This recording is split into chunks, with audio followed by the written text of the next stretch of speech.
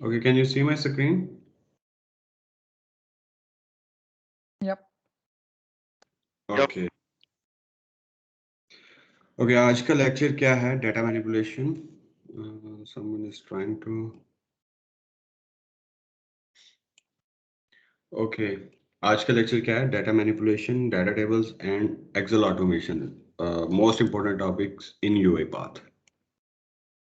Okay, what is data manipulation? Data manipulation is a process of modifying, structuring, formatting, or sorting data in order to facilitate its usage and increase its management capabilities. Data manipulation ये होता है कि हमारे पास data आता है जो कि unstructured form में होता है या किसी तरह का भी होता है. उसमें से हम डाटे को इस तरह मॉडिफाई करते हैं कि उसको स्ट्रक्चर्ड वे में कन्वर्ट करके अपनी नीड के अकॉर्डिंग डाटे को ट्रांसफॉर्म करते हैं हम.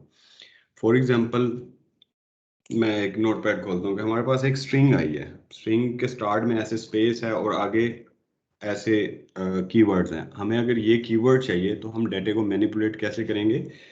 जो ये वाला पार्ट है इसको हम रिमूव करेंगे ताकि हमें जो रिक्वायर्ड इंफॉर्मेशन है वो मिल जाए. ये मैं प्रैक्टिकली इंप्लीमेंट करके भी दिखाता हूँ. यूआईपाथ में स्टूडियो ओपन करता हूँ.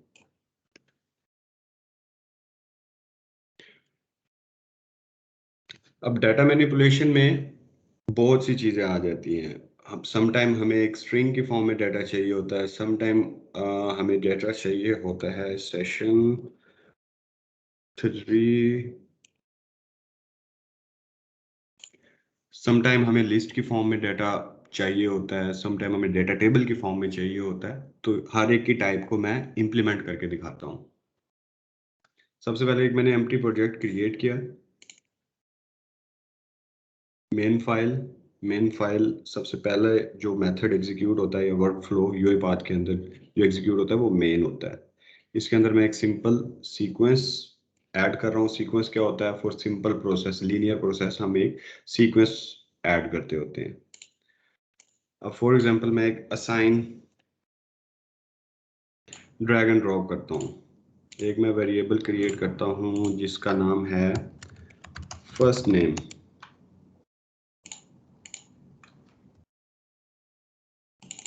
इसके अंदर मैं इसको जो वैल्यू देता हूँ वो अनस्ट्रक्चर्ड फॉर्म में देता हूँ. सबसे पहले आ रही है ये स्पेस. फॉर एग्जांपल इस तरह मैं दे देता हूँ फर्स्ट नेम, कोई भी नाम दे देता हूँ. फॉर एग्जांपल असफर या गजनफर, ASFAR. अब हमें डाटा सिर्फ चाहिए असफर. ये जो डैश है हमें ये नहीं चाहिए. तो हम क्या करेंगे? इसकी डाटा मैनिपुलेशन हम किस तरह करेंगे? हम इसको कन्वर्ट करेंगे, डाटा को मॉडिफाई करेंगे. उसके लिए हम क्या करेंगे? एक और मैं असाइन लगाऊंगा. इसके अंदर मैं इसको किस तरह कन्वर्ट करूंगा? अब इसके अंदर डिफरेंट वे हैं. यूआईपाथ के अंदर डॉट नेट के फंक्शंस हम यूज करते हैं किसी भी चीज को मैनिपुलेट करने के लिए, डाटा को मैनिपुलेट करने के लिए. अब फर्स्ट नेम डॉट, इधर होता है एक रिप्लेस का फंक्शन. रिप्लेस का फंक्शन मैंने जैसे ही एंटर किया, जैसे मैं ब्रैकेट लगाऊंगा तो ये मुझसे 2 पैरामीटर मांग रहा है. 2 मेथड हैं जिनकी डेफिनेशन एडिड है. एक ये वाला मेथड है जिसके अंदर 2 पैरामीटर्स हैं, मैं नीचे करूंगा. और एक ये है जिसके अंदर करेक्टर के, अगर हमने करेक्टर को रिप्लेस करना है तो ये. और ये कह रहा है कि ओल्ड स्ट्रिंग को न्यू स्ट्रिंग में कैसे कन्वर्ट करता है. ये 2 इसके पैरामीटर हैं. तो सबसे पहले मैं इसको फर्स्ट ओल्ड वैल्यू दूंगा. ओल्ड वैल्यू में मेरे पास क्या आ रहा है? First name. अच्छा, कि रिप्लेस क्या करना है? For example okay, first name dot replace. मैं इसको दूंगा ये. रिप्लेस कर दो किसके साथ? इसके साथ. कि ये जो डैश आ रहा है ना, इसको रिप्लेस कर दो किसी भी चीज के साथ नहीं, सिर्फ यही रिमूव कर दो. अब मैं एक मैसेज बॉक्स लगाता हूँ ऊपर कि एक्चुअल में वैल्यू क्या थी हमारे पास और हमने उसको ट्रांसफॉर्म करके मॉडिफाई कैसे किया. इसी को मैं कॉपी करता हूँ, फिर मैं पेस्ट कर देता हूँ. अब मैं अगर इसको रन करता हूँ तो पहले मेरे पास आएगा डैश के साथ, असफर डैश के साथ आया. अब दूसरी बार अगर मैं रन करूँगा तो सिंपल असफर आया. इसको कहते हैं डाटा मैनिपुलेशन, के डाटा को मॉडिफाई करना according to our need. Okay, string की एग्जांपल मैंने दे दी, स्ट्रिंग को कैसे मैनिपुलेट करते हैं। अब इसके अंदर यूईपाथ के अंदर हम किसी भी स्टोरेज के लिए हम डाटा स्ट्रक्चर्स यूज करते हैं, अरे यूज करते हैं, लिस्ट यूज करते हैं, डिक्शनरी यूज करते हैं। अब यूईपाथ के अंदर हम लिस्ट किस तरह क्रिएट करते हैं और इसके अंदर किस तरह आइटम ऐड करते हैं और डिलीट किस तरह करते हैं, और फिर मैं बताऊंगा कि आइटरेट कैसे करते हैं लिस्ट को। इसको मैं हटा रहा हूं, जो मैंने प्रीवियस चीजें लिखी थी। अब सबसे पहले मैं एक लिस्ट क्रिएट करूंगा, एम्प्टी लिस्ट होगी जिसके अंदर कुछ भी नहीं पड़ा होगा। ये वेरिएबल जो मैंने क्रिएट किया था इसको मैंने कर दिया रिमूव। अब मैं लिस्ट, इसका नाम दे देता हूं लिस्ट ए। अब लिस्ट यहाँ से जो सामने नजर आ रही होती है उसके अंदर ये 4-5 टाइप होती हैं। बाकी जिस तरह हमने डाटा टेबल सिलेक्ट करना है या कोई और टाइप सिलेक्ट करना है, अभी तो डाटा टेबल इधर आ रहा है, समटाइम ये विजिबल नहीं होता, तो हम ब्राउज करते हैं टाइप को। यहाँ पे मैं सर्च करूंगा लिस्ट। ये जो ये वाली क्लास के अंदर है ना लिस्ट, हम ये सिलेक्ट करेंगे, इसकी टाइप डिफाइन करेंगे स्ट्रिंग लिस्ट। हमने एक वेरिएबल क्रिएट किया है जिसकी टाइप क्या है, लिस्ट ऑफ स्ट्रिंग। अब मैं इसको सबसे पहले मैं करूंगा इनिशियलाइज। इनिशियलाइज करने का वे क्या है, और मैं न्यू इनटू लिस्ट। अब इसके अंदर ये क्या कह रहा है, ऑफ, मतलब कि कौन सी टाइप की लिस्ट है।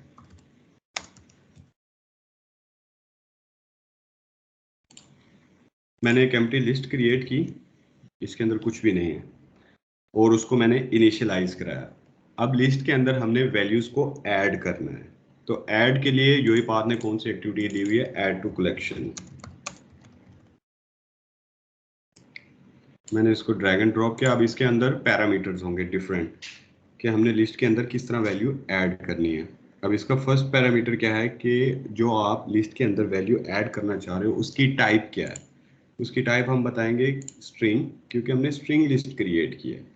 अब वो इधर वो पूछ रहा है कि आइटम क्या ऐड करना चाहते हो, क्या वैल्यू ऐड करना चाहते हो। इधर मैं कोई सिंपल कोई भी नेम दे दूंगा, गजनफर फॉर एग्जांपल, मैंने गजनफर नेम दे दिया।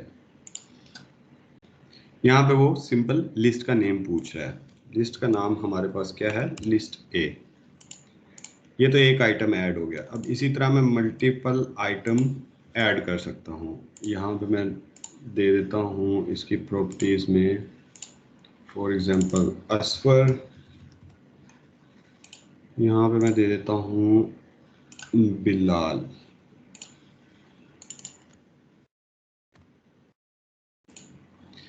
ये मैंने लिस्ट का वेरिएबल डिफाइन किया, उसको इनिशियलाइज किया, और यहाँ पे आइटम्स ऐड कराए। नॉर्मली हम किस तरह करते हैं, अगर हमें डाटा ऐड करना होता है लिस्ट में, तो डायनामिक वे में लूप लगा के ना ऐड टू कलेक्शन करते हैं।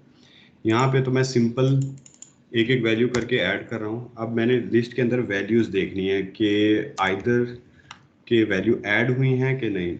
तो दो तरह के लूप होते हैं कलेक्शन को सर्च करने के लिए, एक होता है फॉर ईच और एक होता है for each row. For each row recommend होता है डाटा टेबल के लिए। डाटा टेबल के लिए हम ये लूप यूज करते हैं। लिस्ट, अरे, इन के लिए हम simple for each row use करते हैं। अब इसके अंदर सबसे पहले हम इसकी टाइप सिलेक्ट करेंगे कि आर्गुमेंट की टाइप क्या है। तो हमारे पास सिंपल स्ट्रिंग है, और इधर हम अपनी लिस्ट का नाम दे देंगे इसको। इधर मैं एक मैसेज बॉक्स लगाता हूँ, यहाँ पे मैं इसको आइटम पास कर देता हूँ। ये 1 बाय 1 लूप चलेगा और ये हमें बताएगा कि लिस्ट के अंदर क्या क्या आइटम पड़ी हैं। अब इसको मैं डिबग करके दिखाता हूँ। डिबगिंग का टॉपिक आगे डिटेल में आएगा, तो सिंपली आपको समझाने के लिए मैं यहाँ पे डिबग कर रहा हूँ, ताकि हमें साथ साथ पता लगता रहे। ये लिस्ट क्रिएट हो गई, ये एक आइटम जैसे ही ऐड किया लिस्ट के अंदर वैल्यू आ गई 1। अब दूसरा आइटम ऐड किया, वैल्यू 2, वैल्यू 3, 3 आइटम्स ऐड हो गए लिस्ट के अंदर। अब मैं इधर लूप आइटरेट कर रहा हूँ अपनी लिस्ट को। पहली वैल्यू आ गई गजनफर, दूसरी वैल्यू आ गई असफर, तीसरी वैल्यू आ गई बिलाल। तो ये वे है लिस्ट को क्रिएट करने का, लिस्ट के अंदर आइटम्स ऐड करने का और उसको आइटरेट करने का। अब फॉर एग्जांपल मैंने कुछ वैल्यू डिलीट करनी है अपनी लिस्ट के अंदर, तो मैं क्या करूँगा, किस तरह से मैं लिस्ट के अंदर से डिलीट कर सकता हूँ। क्योंकि यही बात की बैकएंड पे डॉट नेट यूज़ हो रही है, तो हम डॉट नेट का कोई भी फंक्शन यूज़ कर लेंगे। इन्होंने invoke method built in UI path के अंदर दिए हुए हैं। हम सिर्फ मेथड का नाम और पैरामीटर पास करते हैं, जिसकी वजह से हम वही रिक्वायर्ड एक्शन परफॉर्म कर सकते हैं। ये मैंने इन्वोक मेथड कॉल किया। अब इसके अंदर सबसे पहले मैं टारगेट ऑब्जेक्ट, मतलब किसके ऊपर मैंने, ये टारगेट ऑब्जेक्ट किसके ऊपर मैंने लूप एक्शन परफॉर्म करना है, ये एक तरह से पैरामीटर है उसका। मैंने लिस्ट के ऊपर परफॉर्म करना है। अब मैंने क्योंकि लिस्ट के अंदर से आइटम को रिमूव करना है। ओके, अब मैं इसको पैरामीटर्स दूंगा कि मैंने कौन सा आइटम रिमूव करना है। इसके अंदर सिंपली मैं इसको पास कर दूंगा गजनफर, कि लिस्ट के अंदर से गजनफर को रिमूव कर दो। अब यही लूप मैं बाद में लगाता हूँ। सबसे पहले यहाँ पे लूप लगा हुआ है जब मैं लिस्ट क्रिएट कर रहा हूँ, चीज़ें ऐड कर रहा हूँ। इसके इस टाइम पे तो 3 आइटम्स लिस्ट के अंदर होंगे ही होंगे। रिमूव करने के बाद आइटम्स 2 हो जाएंगे। इसको रन करके देखते हैं।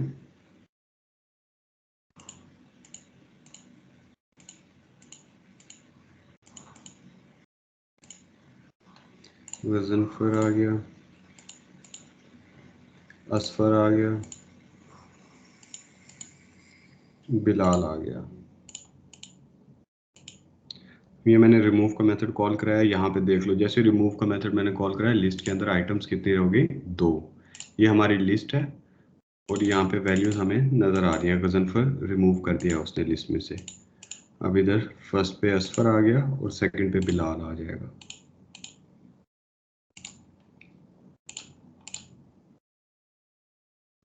ये था कि हम लिस्ट के साथ किस तरह वैल्यू ऐड कर सकते हैं, आइट्रेट कर सकते हैं और रिमूव किस तरह करते हैं। अब दूसरा टॉपिक क्या है हमारा, डिक्शनरी। डिक्शनरी क्या होता है? डिक्शनरी सिंपली एक की वैल्यू पेयर होता है। हमारे पास सम टाइम ऐसी रिक्वायरमेंट आती हैं कि हम चाहते हैं कि हमें कोई स्पेसिफिक चीज़ हमने गेट करने है विदाउट एनी लूप। हम बस उस चीज़ का नाम बताएं और उसकी वैल्यू हमारे पास आ जाए। सेम लाइक जिस तरह आप अपने मोबाइल के अंदर कॉन्टैक्ट्स सेव करते हो, कॉन्टैक्ट्स हम नेम से सेव करते हैं। जब भी फॉर एग्जांपल हमने किसी का नंबर चाहिए होता है, तो हम उसका सिर्फ नेम कॉन्टैक्ट्स में सर्च करते हैं और आगे उसका नंबर फ़ौरन आ जाता है। तो इसी तरह हम चाहते हैं कि यार कोई ऐसा डाटा स्ट्रक्चर हो जिसके अंदर हम नेम उसका डिफाइन कर दें और उसके आगे उसकी वैल्यू दे दें। डिक्शनरी बहुत इंपॉर्टेंट है, क्योंकि हम अपनी सारी कॉन्फ़िगरेशन को जो रीड करते हैं वो डिक्शनरी में ही ऐड करके रखते हैं। डिक्शनरी के अंदर की वैल्यू पेयर होता है। एक होती है की, एक होती है वैल्यू। सेम लाइक अगर मैं एग्जांपल को सेल फोन मोबाइल के अंदर कॉन्टैक्ट्स सेव करने की एग्जांपल के साथ रिलेट करूं, तो नेम, जिस नेम से हम कॉन्टैक्ट को सेव करते हैं वो हमारी की हो गई, और वैल्यू क्या होगी, इसका जो नंबर है, जो नंबर हम उसके अगेंस्ट देते हैं। अब मैं इसको रिमूव करता हूँ। मैं बताता हूँ कि डिक्शनरी कैसे हम डिफाइन करते हैं और उसके अंदर वैल्यूज कैसे ऐड करते हैं।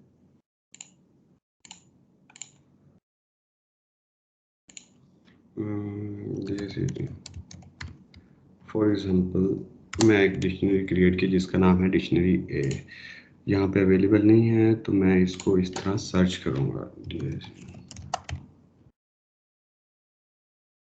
ये अब डिक्शनरी के अंदर की वैल्यू पेयर होते हैं, तो मैं ये दोनों स्ट्रिंग के, मेरी की भी स्ट्रिंग में होगी और वैल्यू भी स्ट्रिंग में मैं ऐड करूँगा। अब सबसे पहले मैं अपनी डिक्शनरी को डिक्लेयर करूँगा। वेरिएबल मैंने क्रिएट कर लिया है, अब मैं डिक्लेयर करूँगा ओके।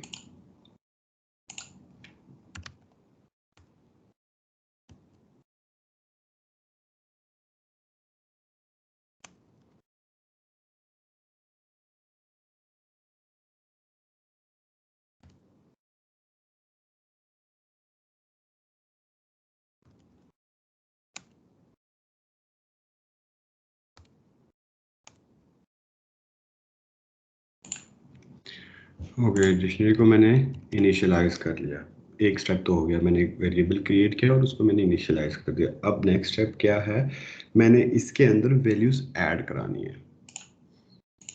अब ऐड कराने का क्या वे है, हमें सिर्फ, क्योंकि ये की वैल्यू पेयर है, हमें की और वैल्यू देनी है। मैं चाहता हूँ साइन के अंदर डिक्शनरी का नेम, उसकी की, स्ट्रिंग में मैंने की देनी है। यहाँ पे अगर देखें तो यहाँ पे हमें वो बता रहा है कि की बताओ।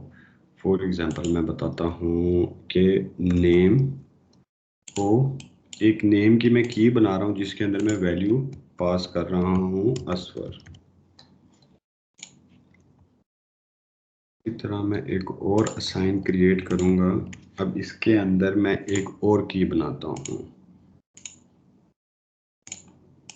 अच्छा, की इसकी यूनिक होगी। अगर मैं सेम यहाँ पे नेम 2 बार यूज करूंगा तो ये अपडेटेड जो नेम होगा ना, की को अपडेट कर देगा। ठीक है, अब इधर मैं दे देता हूँ कंपनी।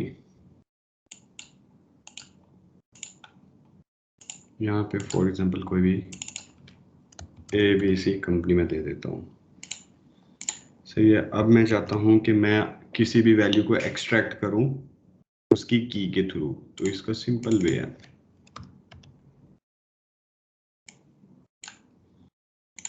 यहाँ पे मैं सबसे पहले अपनी डिक्शनरी का नाम दूंगा और जैसे मैं ब्रैकेट लगाऊंगा तो ये मुझे दे देगा कि की मतलब कि यहाँ पे लिखो की क्या आ जाएगी। अब मेरे पास की एक नेम पड़ी है और एक कंपनी नेम पड़ी है। फॉर एग्जांपल मैं सिर्फ कंपनी नेम यहाँ पे देता हूँ तो ये वैल्यू मुझे रिटर्न करेगा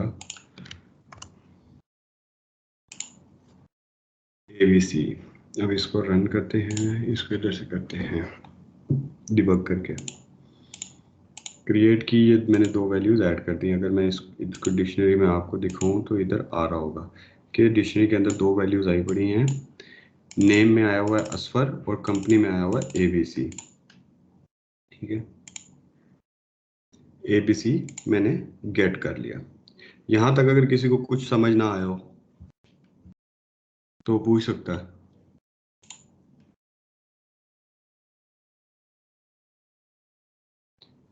आई थिंक सबको समझ आ रहा है।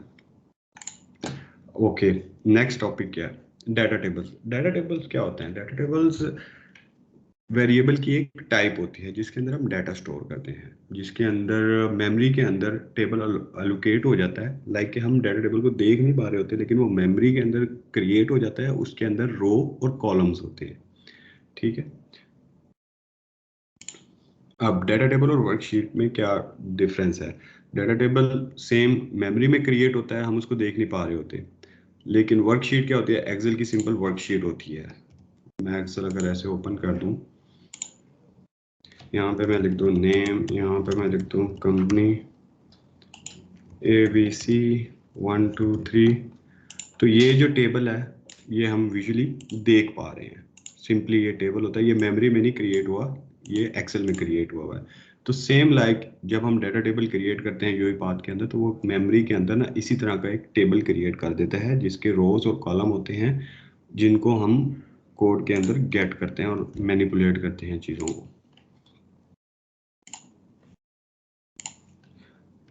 अब वर्कबुक, अब इसके अंदर यूईपाथ के अंदर 2 तरह की एक्टिविटी है, एक एक्सेल की एक्टिविटी और एक वर्कबुक की activity. Step by step use करते हैं। फॉर एग्जांपल मैं एक वर्कबुक क्रिएट करता हूँ, company name for example system, यहाँ पे मैं लिख देता हूँ एस पर, यहाँ पे लिख देता हूँ कुछ भी नाम, बिलाल, यहाँ पे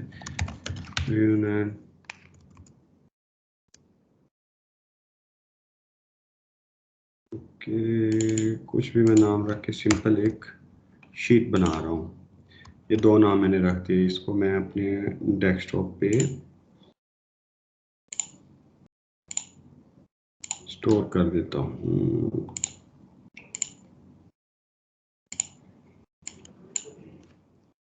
नाम रख देता हूँ सैंपल। ओके, इसको मैं कर देता हूँ रिमूव। अब एक्सेल फाइल को रीड कैसे करते हैं यूआई पाथ के अंदर? दो तरह की एक्टिविटी है रीड रेंज के थ्रू। अब रीड रेंज दो तरह की है। सबसे पहले हम वर्कबुक की रीड रेंज यूज करते हैं। अब इसके अंदर सबसे पहले वो कह रहा है कि वर्कबुक का पाथ दो। वर्कबुक का पाथ मैं देता हूँ उससे ये। अब सेकंड वो क्या कह रहा है, रेंज दो। मैं पूरी शीट को रीड करना चाहता हूँ तो मैं रेंज को इस तरह कर दूंगा। अब थर्ड पैरामीटर वो क्या मांग रहा है कि शीट का नेम दो। अब मैं इसकी शीट का नेम देखता हूँ कि शीट का नाम क्या है। शीट 1 है। इधर मैं इसको शीट 1 ऑलरेडी लिखा हुआ है, मैं पेस्ट कर दूंगा। अच्छा, अब रीड करने के बाद ये हमें डाटा किस चीज़ में रिटर्न करता है? ये डाटा टेबल की फॉर्म में रिटर्न करता है। डाटा टेबल क्या होता है? Memory representation of a table, जिसके अंदर रोज और कॉलम होती हैं। अब इसके अंदर एडिशनल एक प्रॉपर्टीज होती हैं। ये हमसे पूछ रहा है कि हेडर्स भी हैं आपकी शीट के अंदर, तो हमने चेक कर दिया तो हेडर्स हैं। वो पूछ रहा है कि कोई पासवर्ड प्रोटेक्टेड फाइल तो नहीं। अगर पासवर्ड प्रोटेक्टेड है तो यहाँ पे पासवर्ड दें, क्योंकि मैंने कोई पासवर्ड नहीं लगाया तो पासवर्ड मैं एम्प्टी छोड़ रहा हूँ। अब ये रिटर्न टाइप पूछ रहा है, तो ये रिटर्न क्या करता है? डाटा टेबल हमें रिटर्न करता है। वेरिएबल क्रिएट करने का एक शॉर्टकट की क्या है, कंट्रोल के प्रेस करें और नाम दे दें आउट dt डाटा टेबल।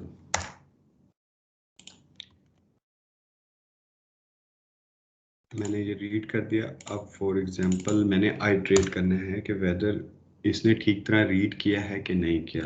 अब डाटा टेबल को आइट्रेट करने का वे ये है कि हम फॉर ईच रो की एक्टिविटी को यूज करते हैं। हेडर्स नेम इंक्लूडेड है। डाटा टेबल, कौन से डाटा टेबल को आइट्रेट करना है? हमने data table out data table को आइट्रेट करना है। अच्छा, अब वो पूछ रहा है कि 1 बाय 1 जब लूप चलेगा तो एक्सेल की मैं ओपन करता हूँ आपको, तो वो रो बाय रो हमें डाटा देगा। अब हमारे पास कितनी रोज हैं? 2 रोज हैं और 2 कॉलम हैं। इसका नेम है और कंपनी है। ओके, अब फॉर एग्जांपल मैं सिर्फ नेम गेट करना चाहता हूँ। नेम भी और कंपनी भी मैं दोनों की ऐड करना चाहता हूँ, तो मैं क्या करूँगा, दो एक वेरिएबल बनाऊंगा। एक बनाऊंगा नेम स्ट्रिंग टाइप का और एक बनाऊंगा कंपनी। नेम के अंदर अगर फॉर एग्जांपल मैं एक्सेल की वैल्यू स्टोर कराना चाहता हूँ तो मैं क्या करूँगा, ये मैंने इसको रो दे दी, अपनी डाटा रो। इस रो के अंदर से मुझे कौन सी इंफॉर्मेशन चाहिए। अब मैंने जैसे ही ब्रैकेट लगाई ये मुझे बता रहा है कि कॉलम नेम बताओ। कॉलम नेम क्या था? कैपिटल लेटर में नेम डॉट टू स्ट्रिंग, क्योंकि ये डाटा रो है तो हमें डॉट टू स्ट्रिंग में मैंने इसको कन्वर्ट कर दिया, क्योंकि स्ट्रिंग के वेरिएबल में मैं इसको स्टोर करा रहा हूँ। उसी के साथ कंपनी के अंदर मैं इसको सिंपल वही ऊपर वाली पेस्ट कर दूंगा। डिफरेंस इतना होगा कि इसके कॉलम का नेम है कंपनी।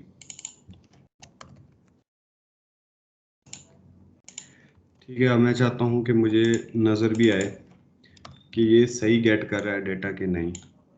इधर मैं पहले एक लगा देता हूँ नेम और साथ लगा देता हूँ कंपनी।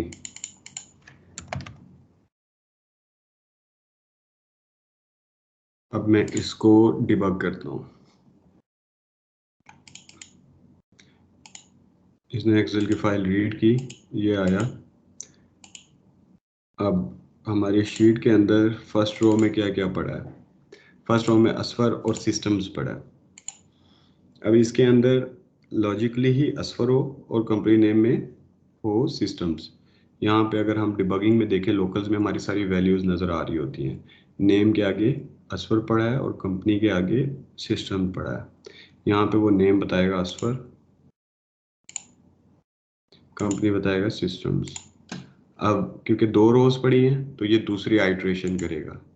दूसरी आइट्रेशन में आया, जो दूसरा नाम होगा वो यहाँ पे नेम के अंदर दूसरा नाम ऐड हो गया। यहाँ से हम देख सकते हैं कंपनी ऐड हो गई, बिलाल, और आई थिंक विजन था, विजन।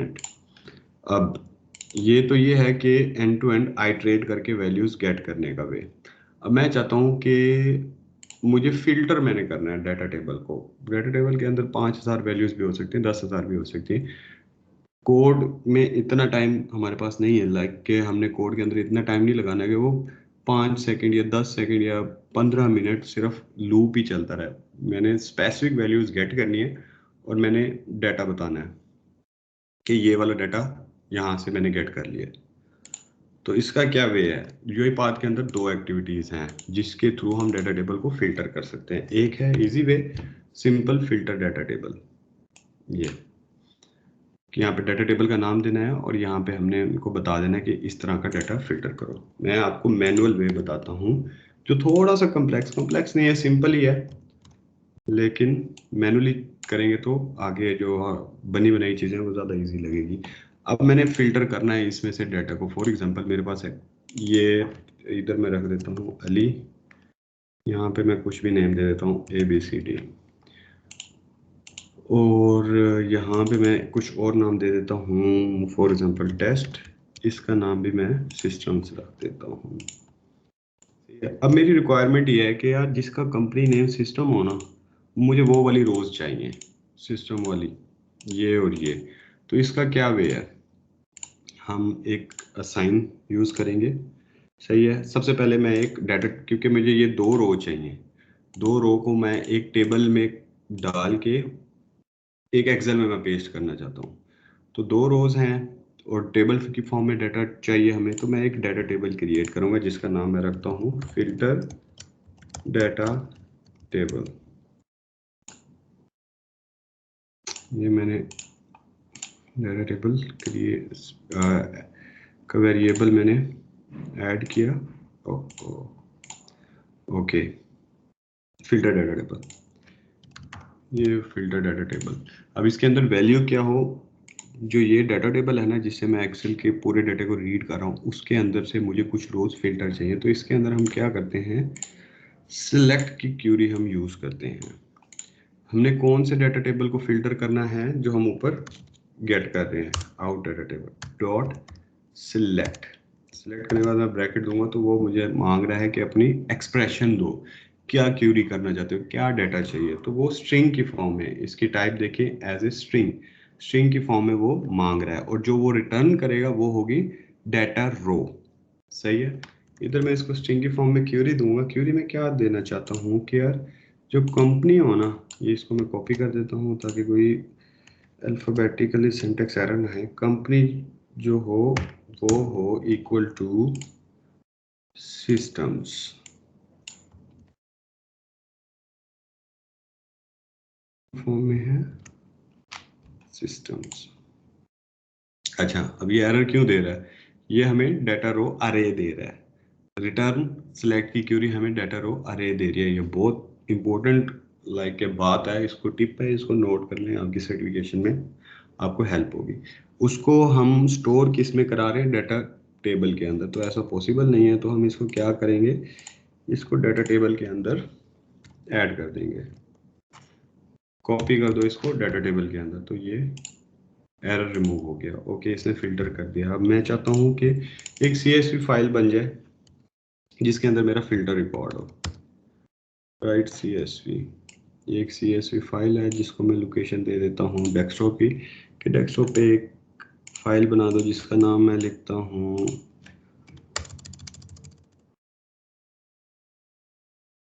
फिल्टर। अच्छा, अब इसके अंदर वो पूछ रहा है कि हेडर्स होने चाहिए। हाँ, हेडर्स होने चाहिए, मैंने इसको चेक कर दिया, चेक करूंगा तो वो हेडर नहीं डालेगा।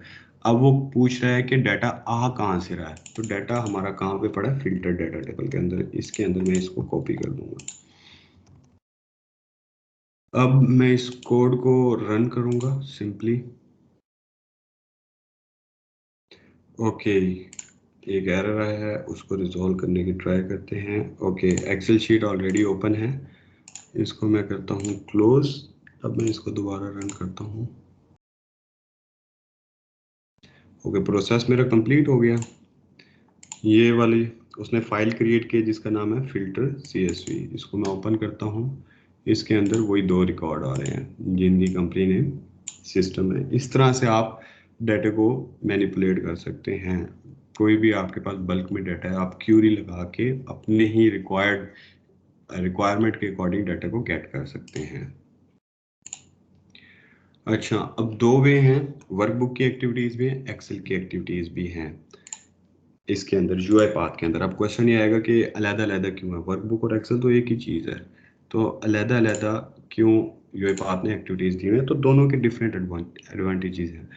वर्कबुक की एक्टिव, अब फॉर एग्जांपल मैं इस अपनी मशीन के ऊपर एक्सेल को ऑटोमेट कर रहा हूँ, लेकिन एक्सेल मेरे पीसी के अंदर इंस्टॉल्ड नहीं है, तो क्या करूँगा, मैं यूआईपाथ की वर्कबुक वाली एक्टिविटीज यूज करूँगा। अब इधर फॉर एग्जांपल मैं लिख देता हूँ रीड रेंज। अब रीड रेंज में वो मुझे बता रहा है, इसको मैं ये कर देता हूँ, एक्सेल की एक्टिविटीज बता रहा है और ये वर्कबुक की एक्टिविटीज बता रहा है। अगर मेरे पीसी पे जहाँ पे मैंने बोर्ड को चलाना है, या मैं जहाँ पे बोर्ड बना भी रहा हूँ उधर एक्सेल इंस्टॉल्ड नहीं है, तो मैं वर्कबुक की एक्टिविटीज यूज करूँगा। उसके अंदर कुछ लिमिटेशन है, इसके अंदर इस टाइप की एक्सेल और इस टाइप की एक्सेल, एक्सेल एस एक्स और एक्सेल एस की टाइप की एक्सेल को वो रीड करता है। इसके अंदर वो एक्सेल एस एम फाइल को रीड वो नहीं कर पाएगा, ये एक्सेल की एक्टिविटीज में वो करेगा। अब ये क्या है, मोर फास्टर और रिलायबल वे है, सही है। एक्सेल को ये ओपन नहीं करेगा, जिस तरह मैंने जब यहाँ पे कोड रन किया, क्योंकि मैंने वर्कबुक की एक्टिविटी यूज की थी, उसने एक्सेल को ओपन नहीं किया बैकएंड पे, साथ नहीं तो टैब बनी हुई आ जाती है कि एक्सेल ओपन हुआ है। वर्कबुक के केस में एक्सेल ओपन नहीं होगा, क्योंकि एक्सेल इंस्टॉल्ड ही नहीं है पीसी पे, तो ओपन कैसे होगा। तो ये फास्टर वे है, ठीक है। और ये इस स्पेसिफिक टाइप की एक्सटेंशंस को रीड करता है, ठीक है। और थर्ड इसका एडवांटेज क्या है, ये एक्सेल को ओपन भी नहीं करता आपकी मशीन के ऊपर। दूसरी क्या है, एक्सेल की रीड रेंज। अब ये एक्सेल की जिस तरह एक्टिविटी है, एक्सेल की रीड रेंज, अब इसके अंदर क्या आता है, एक चीज़ तो कंपलसरी है कि एक्सेल इंस्टॉल्ड होनी चाहिए। जिस मशीन के ऊपर आप बोर्ड क्रिएट कर रहे हो वहाँ पे आपका एक्सेल के साथ काम है, तो वहाँ पे एक्सेल इंस्टॉल्ड होना चाहिए। या जिस पे आपने बोर्ड को चलाना है, जिस मशीन के ऊपर, टारगेट मशीन के ऊपर, वहाँ पे एक्सेल इंस्टॉल्ड होना चाहिए, तब आप एक्सेल से रिलेटेड जितनी भी एक्टिविटीज़ होंगी वो यूज़ करोगे। अब इसके अंदर हमारे पास और चीज़ें हैं, एडवांटेजेस ये हैं कि हम Excel S, Excel S X और डॉट एक्सेल एस एम की जितनी भी एक्सटेंशंस की फाइल्स होंगी वो हम इजीली रीड कर सकते हैं, ठीक है। और इसका क्या है, इसका एक और ये है कि एक्सेल यहाँ पे ओपन होते हुए विजिबल होती है। जब भी फॉर एग्जांपल बोट एक्सेस करेगा ना आपकी एक्सेल फाइल को, तो यहाँ पे एक, जिस तरह ये यूआई पाथ का ओपन हुआ हुआ है, उसी तरह यहाँ पे एक्सेल ओपन होते हुए हमें नजर आएगी, ठीक है। और रिक्वायरमेंट इसकी यही है कि एक्सेल इंस्टॉल्ड होनी चाहिए उस पीसी के ऊपर। तो ये था आज का लेक्चर। अगर किसी का भी कोई क्वेश्चन है तो feel free to ask.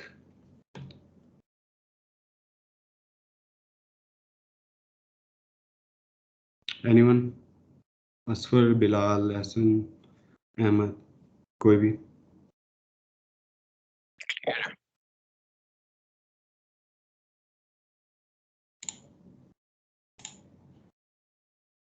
That mean we are good. Yes. ठीक है। अब आपकी असाइनमेंट क्या है, आपने ना सिंपल एक वर्ड की फाइल बनानी है, जिसके अंदर ये जो एक्टिविटीज मैंने बताई हैं इनके इम्पोर्टेंट पॉइंट्स लिस्ट करके, नोट डाउन करके, आपने वर्ड पे पेस्ट करके एक फाइल बनानी है, और उसको आपने ग्रुप के अंदर लाइक के पोस्ट कर देना है। वहीं से मैं रीड करूंगा कि आपको आइदर चीज़ों की समझ आई है कि नहीं। इसी तरह आप हर कोई एक दूसरे के लिए नोट्स बनाएगा तो इजी, इंपॉर्टेंट पॉइंट होगा तो इजी होगा हर एक के लिए।